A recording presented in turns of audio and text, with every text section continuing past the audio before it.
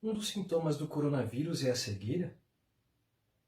Coronavírus, o que você precisa saber e fazer. Ele é transmitido pela saliva, espirro, tosse ou aperto de mãos. Os sintomas mais comuns são febre e tosse ou dificuldade para respirar. Olá, povo lindo de Deus! No Evangelho deste quarto domingo da Quaresma, nós encontramos um cego de nascença.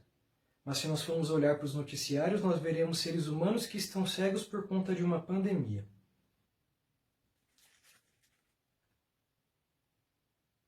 Para o povo judeu, a cegueira, mais do que uma doença, era uma consequência do pecado. Pois, segundo a tradição judaica, o cego era uma pessoa amaldiçoada, pois a sua condição física o impediria de ter contato com a lei de Deus.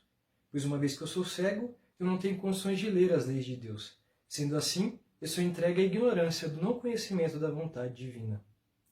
Mas se o cego é cego de nascença, quem pecou para que ele tivesse como consequência a sua cegueira? Os discípulos fazem essa pergunta para Jesus, porque eles estão sob a cultura da busca pela culpabilidade, que muitas vezes conduzia à fé judaica. Jesus responde então que ninguém pecou, e que a condição daquele homem tem íntima relação com o plano da salvação.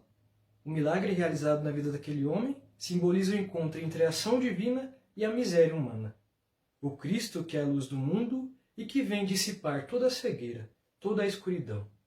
Porque se nós formos buscar a etimologia da palavra cegueira, nós veremos que ela deriva do latim caecus, que se refere a escuro, tenebroso, encoberto, perturbador e dotado de ignorância. A ignorância, neste caso, é a ausência de Deus. E quantos sinais de ignorância e perturbação, a ausência de Deus, nós não temos visto nesses últimos dias? Como dizia o premiado escritor português José Saramago, o medo nos cegou, e o medo nos fará continuar cegos. Porque parece que nós estamos vivendo em uma de suas obras literárias, chamada Ensaio sobre a Cegueira, que conta a história de uma sociedade que, em situação de perigo e angústia, provocada por uma epidemia que causa cegueira, pensa apenas em si mesma. E quantos cegos nós não temos visto nos últimos dias? Quantas pessoas não têm pensado apenas em si mesmas?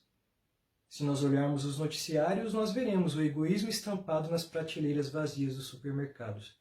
Nós veremos o egoísmo estocado dentro dos armários de muitas casas, em formato de comida, álcool em gel ou papel higiênico. Quantas pessoas por medo estão cegas e não enxergam quem está do seu lado? Nós somos apenas proibidos de nos tocar, mas não de nos olhar. O medo tem feito as pessoas fugirem umas das outras. Quantos relatos de pessoas que se cruzam e nem se olham e correm da presença das outras. Quantas pessoas, inclusive, estão cegas em nome da fé que professam, que sempre viveram isoladas em sua espiritualidade individualista, agora mascarada pelo descontentamento em não poderem participar dos seus cultos religiosos juntos da comunidade. Agora vocês querem viver em comunidade, né? Agora vocês querem estar junto daqueles que vocês sempre se consideraram superiores. Quantos deles não foram expulsos por vocês de seus templos, assim como os que foram expulsos pelos judeus das sinagogas, como nós podemos ver destacado no Evangelho de hoje?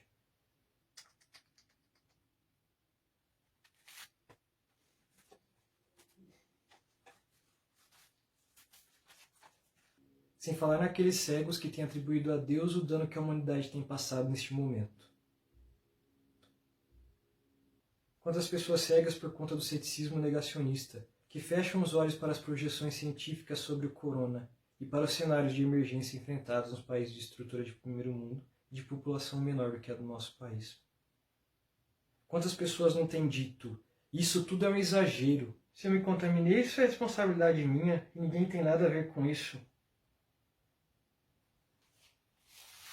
O pior cego é aquele que não quer ver. E aquele que não quer ver é o que tem mais medo. Porque o medo faz com que nós fechemos os olhos para a realidade, na esperança que aquilo que nos causa temor não tenha efeito sobre nós. Chega a ser um movimento involuntário. Diante de uma situação de medo, automaticamente nossos olhos se fecham, como por exemplo quando estamos prestes a sofrer um acidente, na esperança de que, ao não ver o que está acontecendo, eu seja preservado ou o impacto seja menor. Temos até aquele ditado: o que os olhos não veem, o coração não sente. Nós não podemos nos contentar com a lógica do que os olhos não veem e o coração não sente. Não podemos fechar os nossos olhos para a realidade. Não podemos ser homens e mulheres tão cegos ao ponto de sermos insensíveis ao mundo que nos cerca, como muitos têm feito nos últimos dias diante da pandemia. Precisamos abrir os nossos olhos e, sobretudo, os nossos corações para enxergar o que é essencial. Eu gosto muito de uma frase do livro do Pequeno Príncipe que diz: "O essencial é invisível aos olhos, só se vê bem com o coração." Essa frase não é evangélica, mas eu levo para minha vida como se fosse um versículo bíblico, e eu costumo usar muito nas minhas reflexões, pois ela fala muito sobre a fé. E o que é a fé se não enxergar o essencial que é invisível aos nossos olhos? Deus, que é essencial a nós, só pode ser visto pelos olhos da fé, os nossos corações. Esses dias eu escutei a seguinte frase sobre o coronavírus: "Como é difícil lidar com o que não podemos ver." E de fato, o ser humano tem muito medo de lidar com o desconhecido. Mas diante dessa frase eu pensei, mas o que é fé, se não lidar com o que não podemos ver? Nós cristãos, por exemplo, lidamos a vida toda com aquilo que nós não podemos ver. Mas aqui, diferente da cegueira que nos tira a razão e nos entrega à escuridão, se estabelece a cegueira daquele que acredita cegamente em algo que é muito maior do que ele. No Evangelho deste final de semana, a disponibilidade do cego em obedecer ao pedido de Jesus nos remete à nossa fé, que é a adesão da inteligência, que mesmo sem compreender chega a aceitar a realidade que não se vê.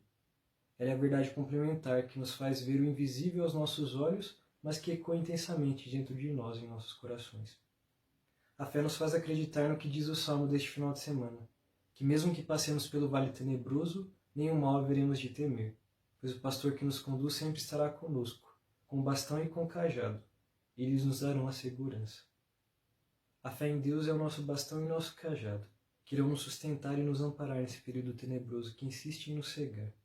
Como um bastão que orienta o cego, ele nos dará coragem para não temer nenhum mal, pois o Senhor é o pastor que nos conduz, não nos falta coisa alguma. Quem dirá álcool em gel? Louvado seja o nosso Senhor Jesus Cristo, para sempre seja louvado.